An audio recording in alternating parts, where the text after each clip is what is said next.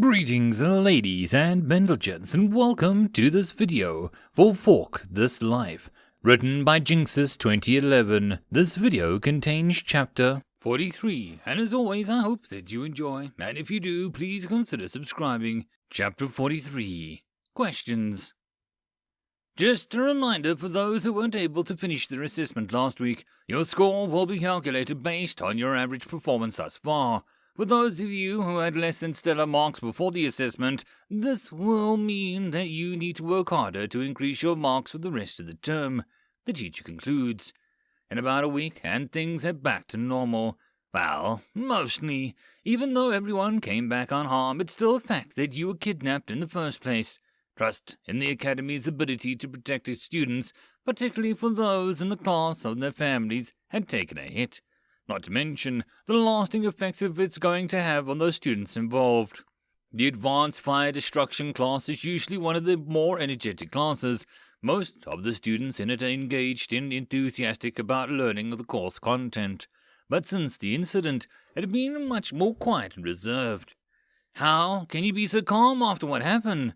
For once, Joyce's voice isn't accusatory, but truly at a loss. You're acting like everything is normal, but, we were kidnapped for God's sake. Yeah, it wasn't a great situation, and I'd rather not relive it, I say, but it doesn't even rank up in the top 5 worst situations I've been through. I don't understand, she says, furrowing her eyebrows. Is she actually listening to what I'm saying? I'll be damned. Bad, saying that. Not really fond of being damned. Look, I don't mind talking, I say, but I'd rather talk about it somewhere else. Fine, she replies, after a moment of deliberation. Is the library fine? I was going to head there to study anyway. Sounds good to me, I reply. The walk, or float in my case, there, were spent in silence. Miss Shite following dutifully behind me as it carries my things. I greet Professor Calby as we pass by the front desk, eliciting a little more than a faint nod in response. We head through the second section of the library, and Joyce frowns. All of the tables already have people on them.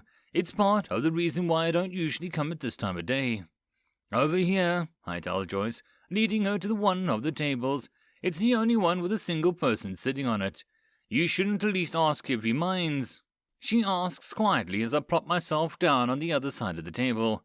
Relax, I know him, I explain. This is Raymond. He spends most of his time in here. He won't bother us, and we don't bother him. Exactly, he responds shortly, nodding at me before quickly becoming re-engrossed in the book in front of him. Well, if you say so, she sits down. So what did you mean? Us getting kidnapped wasn't in your top 5 most dangerous situations, or whatever.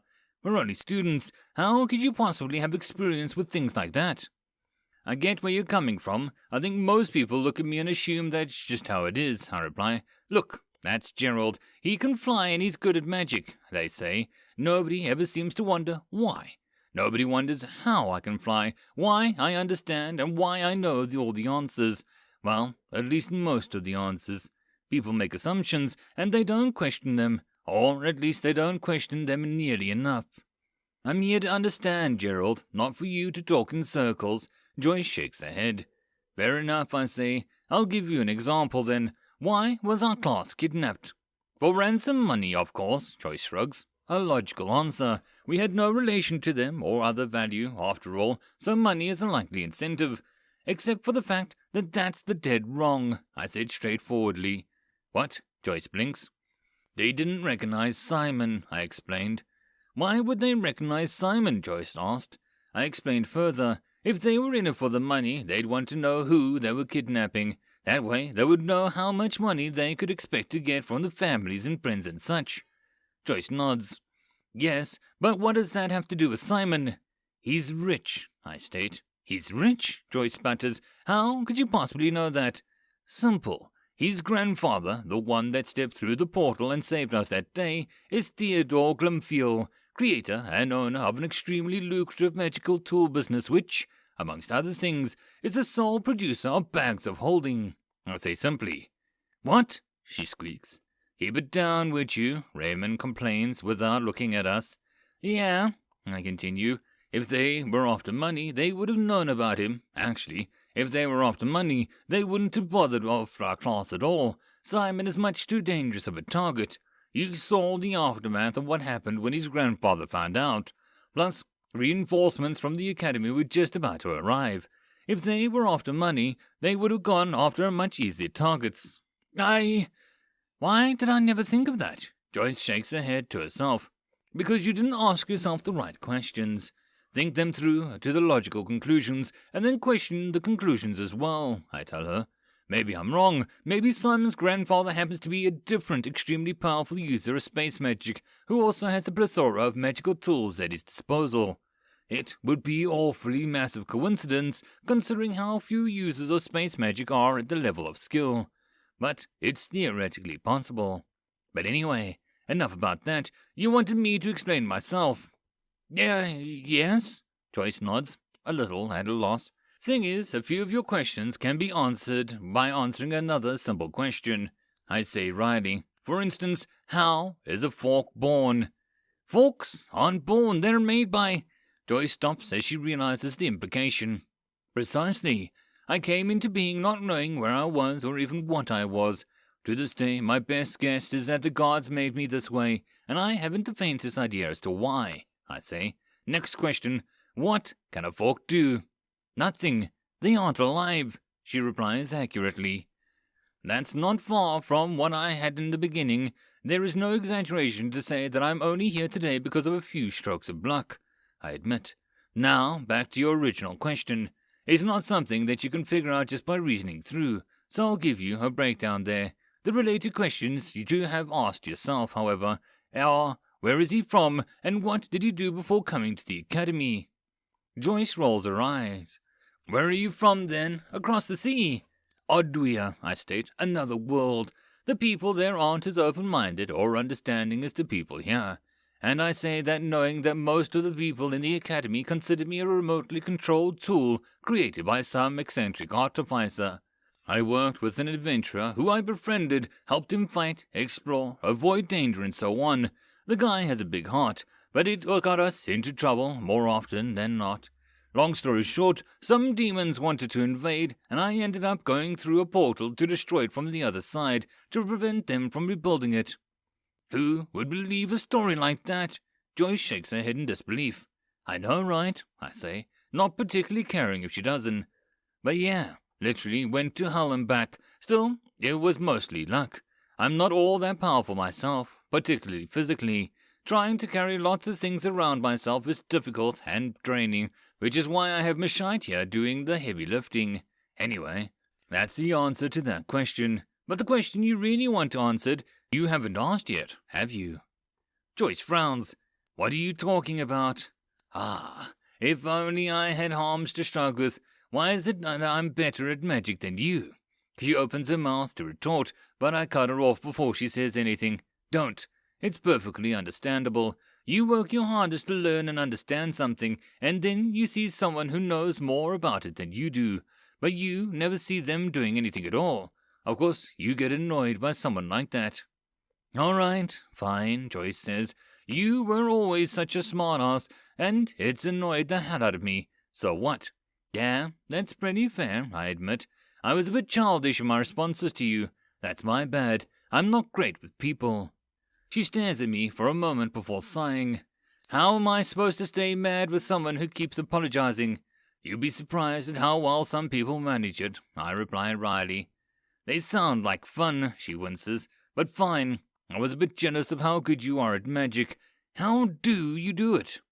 There are 4 main reasons, I explain, and none of them are talent. First of all is experience. I've been out in the world. I've been in fights with necromancers, talked with paladins, and toppled a false ruler. Because of that, I know that when they teach us fire destruction magic, the goal isn't to be able to create a fireball over such and such size, and hotter than such and such temperature, and then projected to such and such speed to hit such a target. It's to defeat and kill an enemy as surely, quickly, and efficiently as possible. Sometimes that might mean a fireball. Other times a fireball might not be quick, powerful, or accurate enough, or maybe too powerful. What spell you need to use depends entirely on your opponent and the situation. Alright, I kinda get that, though I'm still not believing you did all that. What else? Trace nods. Knowledge. I know a lot of things that you and a lot of you other students don't.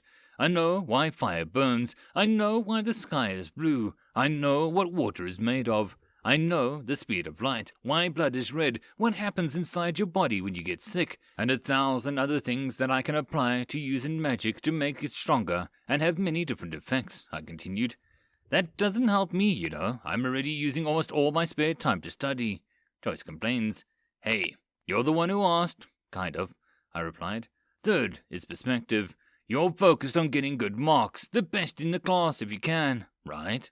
Of course. Joyce nods seriously. I'm not here to play around. Well, this is going to sound a bit cruel to you then, but, I say, marks don't matter. Not much, at least. Of course, passing the class is important, and getting good grades is always a plus. But in a year, nobody will remember who was top of the class this term. Nobody will care. If you go far enough, people won't even be heard of this academy, let alone the class. What's important is learning the tools and the methods, and the spells, that will help you in the future. That should be your goal first and foremost. Anything else is secondary. She shakes her head. Whatever. What's the last reason? Quite simply, time. I state, I don't need to eat, sleep, or anything else normal people do. That means I have maybe 10, 12 hours more per day to do things, and I have no family to care for, no job, nothing except the academy right now. I spend some time with a few friends during the day, which is probably why you haven't seen me in the library. But all night, while everyone else is asleep, I'm studying and practicing magic. I'm not learning things much faster than you. I just have more time. Oh, Joyce blinks, looking a bit disappointed. That makes sense. I was just hoping, that there might be some way for me to learn faster. No shortcuts to success, I'm afraid. I say in a verbal equivalent of a shrug. But if there's one thing that you take away from this, let it be perspective. I went to a school once before, not a magical school, granted, but a school. I went in with the attitude similar to yours. I wanted to be the best in this year. I tried my hardest. It grated on my mind and my spirit. Towards the end, I hated every moment of my learning, and what did I get for it? A couple of years later, I'd forgotten half the things I'd learned. I didn't even bother mentioning my grades to other people, because outside of school, nobody cared. It ended up just being one big waste of time and energy. I'll think about it. Thanks for answering my questions, even if I'm not sure how much of it is true. And sorry for snapping at you all the time. I've been a bit stressed lately, even before that happened. Joyce admits, standing up. I'd better start studying again. See you again some other time. She looks at Raymond. You don't mind if I keep using this table? Raymond shrugs. I'll take that as a yes, she says, half to herself. See you, I say as she walks away and starts looking amongst the bookshelves. As I start to ascend to leave the library, Raymond speaks without raising his head. Interesting story. How much of it is true? I don't joke around with things like that. It's all true, I reply. From a story like that, an individual with some imagination might lead to think that you weren't always the way you were today. He notes without any particular inflection, almost like a interested disinterest. Is anyone, I asked rhetorically, perhaps the greatest skill that any of us have is the ability to adapt, to change or suit our circumstances. Sometimes we change for the better, oftentimes for the worse. I wonder occasionally what my younger self would have had to say about some of the things I've done. Would younger me have made the same decisions, the same mistakes? I think sometimes that I was the smartest that I'd ever was when I was a child, and the years have only made me dumber. More knowledgeable, but dumber. Which is, of course, entirely related to what I said. He responds with a dry sarcasm. Sometimes you couldn't pry my mouth open with a crowbar, metaphorically speaking, and other times I just seemed to ramble. Maybe that's just one of the ways I adapted. I sigh. But I should be going. The others will be wondering where I am. He shrugs in reply, and I make my way out, leaving him to read at his table, surrounded by people, but somehow giving off a feeling that he was entirely separated from everyone else. After our heartfelt chat, Joyce and I became best of buds. Well, that may have been just the slightest exaggeration, but at least we aren't swapping verbal jabs every time we pass each other. Our interactions still aren't friendly, per se, but they are at least void of hostility. Light exchanges, perhaps. Although I did learn some interesting and useful things in the light creation magic class, unfortunately, it does appear that some of those things I want to learn fall under the umbrella of illusion magic. Still, it's not the end of the world. Upon realizing that I wouldn't be learning those particular aspects of magic in the class, I turned my attention once again to the library and perused a few tomes on the subject. Illusions. The art of affecting the mind and senses, but not just to fool, trick, or beguile someone. Illusion magic can also be used to enhance the senses, to share senses with others. For example, say you're standing on the ground with a bird flying above you. You could, assuming that you knew how, cast a spell to see what the bird sees and hear what it hears. The same sort of spell is used in my eye, but instead of sharing the sight with someone else, it's what the magic tool sees. In other words, it's the type of magic I need to learn if I want to go about replacing my lost senses at some point. At this point, though, the goal is slipping through my tines like wet spaghetti. It just isn't very viable and straightforward spell. To cast it in an unusual manner, I would practically need to cast two spells in tandem, one to focus incoming light into an area covered by my other spell, which would be reading that light and transferring the information to me. Not that I'm saying that it's impossible to cast two spells at once. It's entirely possible, but ensuring that the two spells remain at a constant distance and relative angle to each other, and then again, from me to do so, I don't get insanely disoriented, while trying to do whatever else, reading, writing, and so on, just isn't feasible. I might be able to work out a third spell to deal with the positioning problem, or work it into other two spells somehow. But then I'd be managing either 3 spells at once or 2 complex spells. And I haven't even started thinking about other senses. Hearing and speaking shouldn't be too complex once I learn magic related to air and motion. More precise and complex motion, that is, but I haven't the foggiest of how I'd go about replicating taste or smell. So it seems, at least for now, that I won't be able to get much further along that line of thought until I learn how to make magic tools. So I guess I'll be doing some basic artificing next term. Darkness magic, in its simplest form, as far as I'm able to observe, seems to act like a barrier of some kind that blocks and absorbs light. And only light. It can't be touched or interacted with in any other way by anything else. Possible uses? I don't know. Blocking the light getting to an opponent's eyes? Obscuring something from sight? Assuming the enemy's party doesn't rely on sight, it seems absolutely useless. At least, how I can use it at this point. Water magic, what else is there to say? It's water. Can you drink it? Sure, but it's magic after all. It'll just disappear from your stomach once the spell stops being maintained. Practical uses? Creating bad footing and splashing people. The classic pressurized water cutter is also a possibility, I think. Once I learn some more. Probably not very effective unless I can get an incredible amount of pressure, but mixing in with some fine particles of an abrasive, potentially from earth magic, could help ease that requirement a bit. Fire magic has increased my range and offensive options, of course. It's fire. I can make walls of it to obscure vision, trap an opponent, or prevent them from following. Fireballs, of course. I can make a small, incredibly hot bolts of fire to pierce through an opponent, and quite a lot of other things. No, I haven't tested it to see if I can melt me. I am not that stupid. Fire magic comes with its own risks, though. Magical fire can produce normal fire, and it's difficult to control that once it starts. Of course, it's possible. I just don't know how to do it. That falls under alteration magic, not destruction magic after all. As for formations, that's more of a difficult subject. It's more theory-based than any of my other classes, but I think I've learned a lot from it. For example, the formation commonly used as a base for elemental magic is a hexagram, which each point representing one of the elements. It's simple, multi-purpose, and effective. Empty formations, as they're called, for other types of magic range in form and function. Some may have no circle, some are based on a pentagram or a decagram.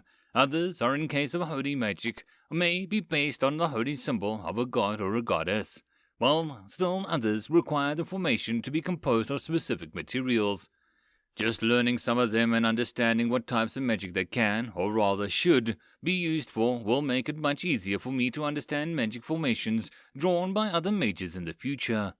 I also learned about to design more complex formations that include one or theoretically multiple subforms, although I'm going to have to do a lot of practical, methodical, and careful experimentation as well as gain a deeper understanding of the methods involved to get to that point.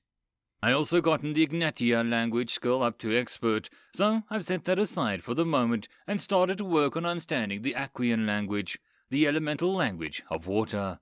It's my third elemental language, and I feel like I'm starting to see similarities between the languages, or rather, similar differences.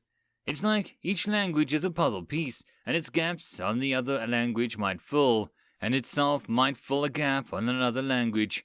Whether or not that has any meaning or practical purpose, I don't know, but I think I'm learning this language is a bit faster than the ones before. Despite the tumultuous event that occurred, the term once again comes to an end, and, after a short break, a new one begins. A bit of time has passed now since the whole kidnapping event, and is starting to recede from the forefront of people's minds. People are starting to relax again, get back into the normal order of things.